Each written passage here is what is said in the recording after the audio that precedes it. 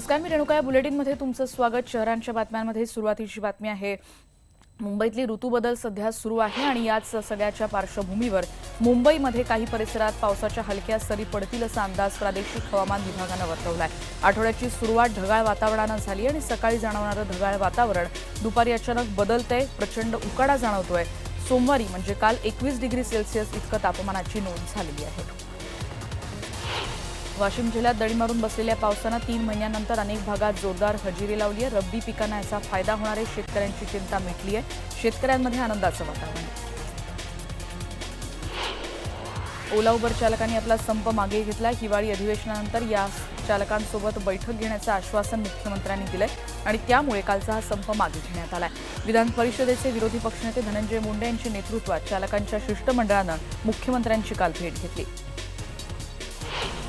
मध्य रेल्वेला रविवारी कल्याणमधला पत्री पूल पाडण्यात यश मिळाल्यानंतर आता 150 वर्ष जुना कर्नाक पूल पाडण्याचं आव्हान मध्य रेल्वेसमोर आहे. पालिकेनं याबाबत मध्य रेल्वेला प्रशासनाला पत्र पाठवले आणि हा पूल जुना झालाय तो पाडावा अशी सूचना केलेली आहे.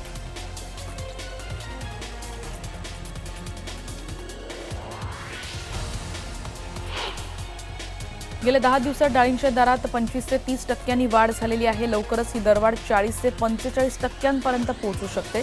10 दिवसांपूर्वी साधारण 70 रुपये प्रति किलो दरानं विकली जाणारी डाळ आता 100 रुपये दरानं विकली जाते. एपीएमसीमध्ये तूर डाळ, मूग डाळ, चणा डाळ आणि मसूर डाळीचा दर प्रति किलो 10 रुपये आणि उडीद डाळीसाठी 120 रुपये त्यानंतर आता मोजावे लागणार आहेत. मार्च महिन्यानंतर नवीन डाळींचं उत्पादन सुरू होणार आहे. तोपर्यंत डाळींचे दर कमी होण्याची शक्यता नाही अशी माहिती कळते. या आठवड्यामध्ये डाळीचे भाव कमीत कमी 20 ते 25% वाढलेला आहे आणि अजूनही 15% 10 ते 15% वाढेल अशी शक्यता आहे. गिरागी आता कमी आहे त्यामुळे ते पुरवठा चाललेला आहे, पण आताही पुरवठा कमी आहे. इम्पोर्ट बंद झालेला आहे त्यामुळे डाळीचा भाव वाढलेला आहे. आपण होता आधीच्या बातमीमध्ये 110 रुपये असा उल्लेख होता आणि त्यानंतर उडीद डाळ आता 120 रुपयांवर पोहोचलेली आहे. पुढची बातमी आपण बघतोय. छत्तीसगडमध्ये विधानसभेच्या दुसऱ्या टप्प्यासाठी मतदान सुरू आहे. 12 नोव्हेंबरला पहिल्या टप्प्यातलं मतदान झालं. आज दुसऱ्या टप्प्यात 72 जागांसाठी मतदान होते. अनेक दिग्गजांची प्रतिष्ठा पणाला लागली आहे. 1079 उमेदवार रिंगणात आहेत आणि निवडणूक आयोगानं अधिकारी तिथे मतदान केंद्रावर जाऊन स्वतः या सगळ्याची पाहणी करतायत. विधिमंडळ अधिवेशनाचा आजचा दुसरा दिवस आहे. आरक्षण मराठा समाजाचं या संदर्भात राज्य सरकारनं अहवाल सादर करावा या मागणीसाठी विरोधक आक्रमक आहेत आणि सरकारनं सादर केलेल्या 20,000 कोटींची पुरवणी ज्या मागण्या आहेत त्या मंजूर करून घेण्यासाठी देखील सरकारचा प्रयत्न असेल. आरक्षणाचा मुद्दा गाजतोच आहे. विरोधकांनी विधिमंडळाच्या पायऱ्यांवर काल सरकार विरोधात जोरदार घोषणाबाजी केली. मुख्यमंत्री मात्र कामकाज सुरू झाल्यावर शोकप्रस्तावावर ठाम राहिले. विरोधी पक्षातल्या काही आमदारांनी त्यानंतर मराठा आरक्षणाची मागणी करणारे बॅनर परिधान केले होते. हिवाळी अधिवेशनाचा कालावधी वाढवण्याच्या मागणीसाठी विरोधी पक्षनेत्यांच्या शिष्टमंडळानं राज्यपालांची भेट घेतली. पृथ्वीराज चव्हाण, अजित पवार, विखे पाटील, धनंजय मुंडे, त्याचबरोबर अब्दुल सत्तार, जयंत पाटील, बाळासाहेब थोरात, विद्या चव्हाण यासह विरोधी पक्षाचे आमदार हजर होते. हिवाळी अधिवेशनाचा कालावधी 9 दिवसांचा सध्या आहे आणि जनतेला त्यामुळे न्याय मिळणार नाही असा आरोप विरोधकांनी केलाय. कुठल्याही परिस्थितीत आम्ही राज्यातल्या जनतेला न्याय देऊ शकत नाही. त्यांच्या मागण्या तिथं जे प्रश्न आहेत ते मांडू शकत नाही आणि त्या प्रश्नाची उत्तरं सरकारकडनं मिळू शकत नाही. सरकार हे अधिवेशन गुंडाळण्याचा केविलवाणा प्रयत्न करतोय आणि ह्याच करता आम्ही राज्यपालांना न्याय मागण्याच्या करता आलेलो होतो.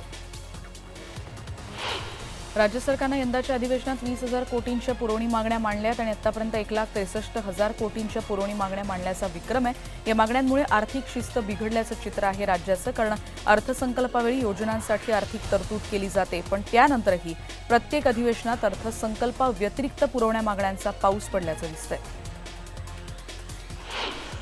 मराठा आरक्षण लागू होण्याआधीच वादाच्या भोवऱ्यात सापडण्याची शक्यता आहे. ओबीसी समाजाच्या विविध संघटनांच्या नेत्यांनी मराठा समाजाला विशेष प्रवर्गातून आरक्षण द्यायला विरोध दर्शवलेला आहे. ओबीसी फेडरेशनचे नेते मराठा आरक्षणाला कोर्टात आव्हान देण्याच्या तयारीत आहेत. मुख्यमंत्र्यांनाही ते याबाबत पत्र लिहिणार आहेत. मराठा समाजाला आरक्षण देण्याविषयीचा शिफारस अहवाल राज्य मागास प्रवर्ग आयोगानं राज्य सरकारला सादर केला, पण तो आता हायकोर्टात सादर करण्यात आलेला नाही. त्यामुळे कोर्टातही तो सादर करण्याचे निर्देश द्यावेत अशी विनंती जनहित याचिकादार विनोद पाटील यांनी मुंबई हायकोर्टात केली आहे. मराठा आरक्षणाचा प्रश्न लवकर निकाली काढावा आणि मागासवर्ग आयोगाचा अहवाल याचिकाकर्त्यांनाही दिला जावा यासाठी मुंबई हायकोर्टात ही नवीन याचिका दाखल करण्यात आलेली आहे. कुणबी समाजाची 30 ते 35% लोकसंख्या आहे, मात्र त्या संदर्भात नेमलेल्या आयोगाची शिफारस आजपर्यंत गुंडाळून ठेवण्यात आली. कुणबी समाजाची पिछेहाट झाली आणि नारायण राणे समितीनं ज्या शिफारसी मराठा समाजाला ओबीसी संदर्भात केल्यात त्या नेमक्या कशाच्या आधारावर केल्या हे स्पष्ट करावं अशी मागणी आता कुणबी सेनेनं केली आहे. आर्थिक परिस्थिती खालावलेली आहे आणि त्यामुळे ह्या समाजाला आर्थिक उन्नतीच्या दृष्टीने नेण्यासाठी, शैक्षणिक उन्नतीच्या दृष्टिकोनातून घेऊन जाण्याच्या दृष्टीने, त्यांना आर्थिक सवलती मिळण्याच्या दृष्टिकोनातून त्यांना आदिवासीचा दर्जा दिला पाहिजे आणि स्वतंत्र आरक्षण दिलं पाहिजे. राणे साहेबांचा अहवाल जो काय आहे त्या अहवालामध्ये नेमकी मराठा समाजाला ओबीसी वर्गामध्ये टाकावं अशा संबंधात जी काही शिफारस समजा केली असेल तर ती कुठल्या निकषाच्या आधारावर केलेली आहे. कारण आपल्याकडे जनगणना झाली तर ती ओबीसी म्हणून केली जाते, ती जातनिहाय काही होत नाही आणि त्यामुळे मराठा समाज अशी नेमकी कशी काय बाजू मांडू शकतो की आमची 30% संख्या आहे. मराठा समाजाच्या आरक्षणाच्या मुद्द्यावर झालेल्या आंदोलनानंतर मुख्यमंत्र्यांच्या आश्वासनानंतर लातूरमधल्या औसा तालुक्यात मराठा क्रांती ठोक मोर्चाचं आयोजन करण्यात आलं होतं आणि यावेळी आरक्षणाच्या बाबतीत नाराजीचा सूर असलेल्या सभेत मुख्यमंत्र्यांसह अनेक मंत्र्यांना अतिशय शिवराळ भाषा वापरत त्यांच्यावर टीका करण्यात आली आहे. येत्या आंदोलनात तलवारी हातात घेण्याचा इशारा देखील या माध्यमातून देण्यात आला. 1 तारखेला आरक्षण मिळालं तर जल्लोष आणि जर आरक्षण नाही भेटलं तर तलवार मोर्चा इथून पुढे महाराष्ट्रामध्ये आपल्याला काढावा लागणार आहे. लक्षात घ्या, कुठल्याच टक्केवारीला हात न लावता, कुठल्या समाजाच्या आरक्षणाला धक्का न लावता स्वतंत्र मराठ्यांना ओबीसी मध्ये आमचा समावेश झाला पाहिजे. ओबीसीची टक्केवारी वाढली हरकत नाही, परंतु ज्या सवलती ओबीसीला मिळतात त्याच सवलती मराठ्यांना मिळाल्या पाहिजे. इथून पुढची ही भूमिका ठोक मोर्चाची असणार आहे. अनिल गोटेंनी सध्या राजीनामा न देण्याचं ठरवलेलं दिसतंय, कारण काल 3.5 तासांच्या मुख्यमंत्र्यांसोबतच्या चर्चेनंतर त्यांनी त्यांच्याच नेतृत्वाखाली आता धुळे महापालिका निवडणुका लढवल्या जातील असं आश्वासन मुख्यमंत्र्यांनी दिल्याची माहिती कळते. अनिल गोटेंनी आमदारकीचा राजीनामा देण्याचा निर्णय त्यामुळे तुर्तास लांबणीवर टाकलाय. बातमी ठाण्यातली, कुठे गेले आजचे दिन असा प्रश्न विचारत मनसेनं ठाण्याच्या जिल्हाधिकारी कार्यालयावर काल विराट मोर्चा काढला. राज्य सरकारच्या 4 वर्षांच्या कामगिरीविरोधात 3 हात नाका ते जिल्हाधिकारी कार्यालयापर्यंत या मोर्चाचं आयोजन करण्यात आलं होतं. 15 ते 16,000 मनसैनिक यात सहभागी झाले होते. दुष्काळ जाहीर करूनही मराठवाड्यात आत्महत्यांचं सत्र सुरू. 1 जानेवारीपासून ते आजपर्यंत 781 शेतकऱ्यांनी आपलं जीवन संपवलंय. सर्वाधिक आत्महत्या बीड जिल्ह्यात झाल्यात. 161 शेतकऱ्यांनी तिथे आयुष्य संपवलंय. औरंगाबादची बातमी आहे. साखर सहसंचालकांच्या बैठकीत स्वाभिमानी शेतकरी संघटनेच्या कार्यकर्त्यांनी गोंधळ घातलाय. एफआरपीसह थकबाकी देण्याची मागणी यावेळी करण्यात आली. अमरावती जिल्ह्यातल्या सातेफळमध्ये वाळू माफियांनी वाळूचा ट्रक तहसीलदारांच्या गाडीवर आदळलाय. धामणगाव रेल्वे भागाचे तहसीलदार अभिजित नाईक यात जखमी झालेत. या वाळू माफियांची मजल चांगलीच वाढलेली आहे. त्यांना कायद्याचा धाक दिसत नाही. नाशिकची बातमी आहे. सभागृहात अभूतपूर्व गोंधळ काल सुरू होता. सर्वपक्ष महिला लोकप्रतिनिधींनी आयुक्त आणि महापौरांना घेराव घातला. अंगणवाडी सेविकांना कामावर कायम करण्याच्या मागणीसाठी महिला लोकप्रतिनिधी काल आक्रमक झाल्या होत्या.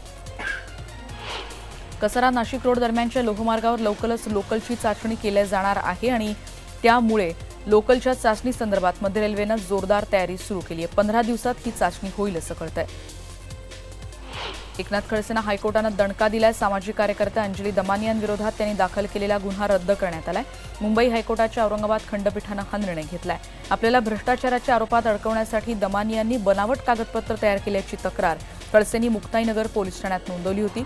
बनावट दस्तावेज तयार करणं आणि त्याचा कट रचणं, दस्तावेज चोरी आणि फसवणूक प्रकरणी दमानी यांच्यासह 6 जणांविरोधात खडसेंच्या तक्रारीनंतर मुक्ताईनगर पोलीस ठाण्यात गुन्ह्याची नोंद झालेली होती. सरकार आणि बँक नियामकांमध्ये संघर्ष उत्पन्न करणारा रिझर्व्ह बँकेकडचा अतिरिक्त जो प्रश्न सातत्यानं संघर्ष जाणवत होता तो समिती आता त्यासाठी एक नियुक्त करण्याचा निर्णय काल 9 तास चाललेल्या बैठकीत घेण्यात आलाय. आरबीआयकडची अतिरिक्त रक्कम सरकारला हस्तांतरित कशा रीतीनं केल्या जाईल याबाबतची एक समिती गठीत केली जाईल आणि ती आता मार्गदर्शन करेल अशी माहिती कळतेय. पवई आयटी जवळ बर्निंग कारचा काल थरार पाहायला मिळाला. साकीनाक्याहून मुलुंडकडे जात असताना कारनं अचानक पेट घेतला आणि कार चालकानं ही गाडी थांबवली आणि ते बाहेर पडले. स्थानिकांनी देखील आग आटोक्यात आणण्यासाठी मदत केली. ही कार मात्र पूर्णपणे जळून खाक झाली. पनवेल रेल्वे स्थानकात रेल्वेसाठी खोदलेल्या खड्ड्यात बुडून 3 बहिणींचा मृत्यू झाल्याची धक्कादायक घटना घडलेली आहे. खड्ड्यात पाणी साचलेलं होतं आणि याच पाण्यात बुडून 13 वर्षांची रेशम भोसले, 12 वर्षांची रोहिता आणि 8 वर्षांच्या प्रतीक्षा भोसले बहिणींचा मृत्यू झालाय. पनवेल स्थानकावरच्या या घटनेनं रेल्वे प्रशासनाचा अक्षम्य हलगर्जीपणा चव्हाट्यावर आलाय. T1 वाघिणीच्या बछड्यांनी एका घोड्याची शिकार केली आहे. कक्ष क्रमांक 655 मध्ये ही शिकार झाल्याचं कळतंय. वनविभागानं बछड्यांसाठी एक सावज बांधून ठेवलं होतं आणि हे शिकार केल्यानं त्या बछड्यांची उपासमार होण्याची भीती काहीशी कमी झालेली आहे. देशातल्या अनेक शहरांमध्ये हेल्मेट सक्ती आहे. पुण्यात मात्र हेल्मेट सक्तीला विरोध होतोय आणि हेल्मेट विरोधी कृती समितीनं आज आंदोलनाची दिशा ठरवण्यासाठी कृती समितीची आज बैठक देखील होणार आहे. आमच्या कृती समितीचा कधीच हेल्मेटला विरोध नव्हता. त्याच्या सक्तीला हा कायमचा विरोध आहे. वेग जास्ती असेल तर अपघात होणार आणि आता जर का हेल्मेट वापरलं तर बाजूला दिसणार नाही. म्हणजे परवाचंच तुम्ही उदाहरण घ्या, सारसबागेसमोर एका दुचाकी इतकाच फास्ट गेला की पादचारी माणसाचाच जागेवर मृत्यू झाला. त्यामुळं अशा प्रकारे सक्ती करून हेल्मेटची सक्ती ही केवळ त्यांच्याकडं निधी गोळा करण्यासाठी केलेली योजना आहे असं आमचं मत आहे. शहरामध्ये जर का आपण अपघाताची आकडेवारी पाहिली तर हेल्मेट न घातल्यामुळे जे अपघात झाले त्याची संख्या कमी आहे. अर्थात ती कमी आहे म्हणून हेल्मेट वापरू नये असं नाही. पुण्यामध्ये हेल्मेटची आवश्यकता नाही. 15-10 दिवस राहिलेले आहेत. या 10 दिवसामध्ये राज्य सरकार किंवा पोलीस खातं पुणे शहरातल्या लाखो दुचाकीस्वारांना हेल्मेट उपलब्ध करून देईल का, हा देखील प्रश्न आहे. बातमी नाशिकची. हेल्मेट ड्राईव्ह नंतर शहरात पोलिसांनी आता रिक्षा ड्राईव्ह सुरू केली आहे. एकाच वेळी 26 ठिकाणी नाकाबंदी करण्यात आली आणि 150 अधिकारी आणि कर्मचारी तपासणी मोहिमेत सहभागी झाले. 13 पोलीस ठाण्याचे कर्मचारी रस्त्यावर उतरले. त्यामुळे रिक्षा चालकांना चांगलीच धडकी भरली. 2 दिवसांपूर्वी केलेल्या हेल्मेट ड्राईव्ह कारवाईत एकाच दिवसात 10 लाखांची दंड वसुली पोलिसांनी केली होती. प्रथमच शहरातील 13ही पोलीस स्टेशनच्या अंतर्गत प्रत्येकी 2 अशा 26 ठिकाणी वाहतुकीच्या या ड्राईव्हचं आयोजन करण्यात आलेलं असून विशेषतः रिक्षावर कारवाई करण्यात येत आहे. आज आता दिवसभरामध्ये साधारणपणे 1500पेक्षा जास्त रिक्षांची चेकिंग करण्यात आलेली असून त्यामध्ये सर्वच पोलीस स्टेशनमध्ये 100पेक्षा जास्त प्रत्येक पोलीस स्टेशनच्या अंतर्गत इतक्या मोठ्या प्रमाणात कारवाई करण्यात आलेली आहे. बँक खात्याशी आधार क्रमांकाची जोडणी केली नाही या कारणाखाली कर्मचाऱ्यांचं वेतन रोखता येणार नाही असं मुंबई हायकोर्टानं स्पष्ट केलंय. केंद्र सरकारच्या जहाज बांधणी मंत्रालयाला त्यांनी याबाबत सुनावल्याचं कळतंय. अवयव प्रत्यारोपण समिती पुन्हा स्थापन करण्यासाठी जे रुग्णालयानं नकार दिला आणि त्यामुळे वैद्यकीय शिक्षण आणि संशोधन विभागानं दुसरा पर्याय निघेपर्यंत याबाबत निर्णय घेण्याचे अधिकार स्वतःकडे ठेवले होते. जेकडे येणाऱ्या रुग्णसंख्येचा भार आणि प्रशासकीय कारणांचा रेटा लक्षात घेत रुग्णालयानं समिती गठीत करायला नकार दिला होता. अकोट भागात ग्रामीण पोलिसांनी दुर्मिळ मांडूळ जातीच्या सापाला तस्करीच्या सावडीतून सोडवलेलं आहे. अकोट पोपटखेड मार्गावर सोमवारी सकाळी ग्रामीण पोलिसांचं पथक गस्त घालत होतं आणि यावेळी एका तरुणानं तिथून पळ काढायचा प्रयत्न केला. त्याला संशयावरून पोलिसांनी हटकलं तेव्हा त्याच्या पिशवीची जेव्हा झाडाझडती घेतली तेव्हा त्यात मांडूळ साप दिसला. सापाला वनविभागाकडे सुपूर्द करण्यात आलं. आयुष मंत्रालयामुळे भारतीय वनौषधींमुळे शेतकऱ्यांना फायदा होतो आणि शेतकरी हाच आमचा प्रमुख घटक आहे. तो सधन कसा होईल यासाठी आमचे प्रयत्न असतील असं केंद्रीय आयुष मंत्री श्रीपाद नाईक यांनी म्हटलं. इंदापूरमधल्या कांदलगाव इथे शतावरी लागवडधारक शेतकऱ्याच्या इथे ते आले होते तेव्हा त्यांनी या संदर्भातलं वक्तव्य केलं. पक्ष्यांचे अधिवास प्रदूषणमुक्त ठेवायचे असतील तर पक्षीमित्रांनी सायकलनं पक्ष्यांसाठी भ्रमंती करावी असा संदेश पक्षीमित्र देतात. वर्धा ते कराड या भागात किशोर वानखेडे आणि दिलीप पिरखेडे यांनी सायकलनं प्रवास केलाय. 23 आणि 24 तारखेला पक्षीमित्र संमेलनात ते सहभागी होत आहेत. कार्तिकी पौर्णिमा निमित्तानं ऐतिहासिक वारसा असलेल्या आणि पद्मतलाव आकर्षक रोषणाईनं काल वाशिममध्ये सजवण्यात आला होता. विश्वमांगल्य ग्रुपच्या वतीनं इथे शेकडो पणत्यांची रोषणाई करण्यात आली. आयसीसी महिला T20 वर्ल्ड कपमध्ये शुक्रवारी भारताची गाठ इंग्लंडशी पडणार आहे. गटसाखळी सामन्यामध्ये वेस्ट इंडिजनं 2009 मध्ये इंग्लंडचा 4 गडी राखून पराभव केला होता आणि ब गटातून भारतानं आता साखळी टप्प्यात या गटातले 3ही सामने जिंकले. रणजी करंडक क्रिकेट स्पर्धेत वर्चस्व गाजवणाऱ्या मुंबई संघाला यंदाच्या हंगामातल्या विजयाची अजूनही प्रतीक्षा आहे. अ गटातल्या दुसऱ्या साखळी सामन्यात कर्नाटकाला नमवण्याचा मुंबईच्या संघाचा प्रयत्न असेल. ऑलिम्पिक रौप्यपदक विजेत्या पी.व्ही. सिंधूनं माघार घेतल्यानंतर सायना नेहवाल आणि किदंबी श्रीकांत आजपासून होणाऱ्या सय्यद मोदी आंतरराष्ट्रीय बॅडमिंटन स्पर्धेत भारताच्या आव्हानाची त्यांच्याकडे धुरा असणार आहे. सलमान खानच्या वडिलांना सलीम खान यांना फोनवरून ठार मारण्याची धमकी दिल्याचा प्रकार घडलाय. उत्तर प्रदेशातील गुंड शाहरुख गुलाब नबी उर्फ शेराला मुंबई पोलिसांनी अटक केली आहे. मी छोटा शकीलचा माणूस आहे आणि सलमान खानचा नंबर द्या नाहीतर ठार करेन अशी धमकी तो देत होता. त्याला अटक करण्यात आली आणि त्याला कोर्टात हजर केल्यानंतर 22 नोव्हेंबरपर्यंत पोलीस कोठडीत त्याला सुनावण्यात आली. सैफ अली खाननं करीनाशी लग्न करण्याच्या दिवशीच आपली आधीची पत्नी अमृता सिंगला एक पत्र लिहिल्याचं त्यानं म्हटलंय. त्यानं एकमेकांसोबत घालवलेले चांगले क्षण आणि भविष्याविषयी पत्रात लिहिलंय. कॉफी विथ करण या कार्यक्रमात आल्यानंतर सैफने या पत्राची कबुली दिली. दीपिका आणि रणवीर आता लग्न करून मुंबईत आलेत आणि त्यांचं रिसेप्शन देखील होतंय. पण लवकरच ते जुहूमधल्या 50 कोटींचा एक बंगला त्यांनी खरेदी केला आणि तिथेच आता आपल्या मनाप्रमाणे तो बंगला सजवतायत अशी ती माहिती कळतेय. सई तामणकर नेहमीच चर्चेत असते आणि एका मिस्ट्री मॅनचं नाव काही समोर येत नव्हतं तिच्यासोबतच्या, पण आता सईचा नवा बॉयफ्रेंड आहे अभिनेता घनश्याम लालसा. तो देखील अभिनेता आहे आणि हंस आणि हायरसारख्या सिनेमांमध्ये त्यानं काम केलंय. त्यानं सईनं नुकताच सोशल मीडिया अकाउंटवरून त्याच्यासोबतचा एक फोटो शेअर केला. त्यामुळे सध्या फॅन्समध्ये याच्याबद्दल उत्सुकता आहे.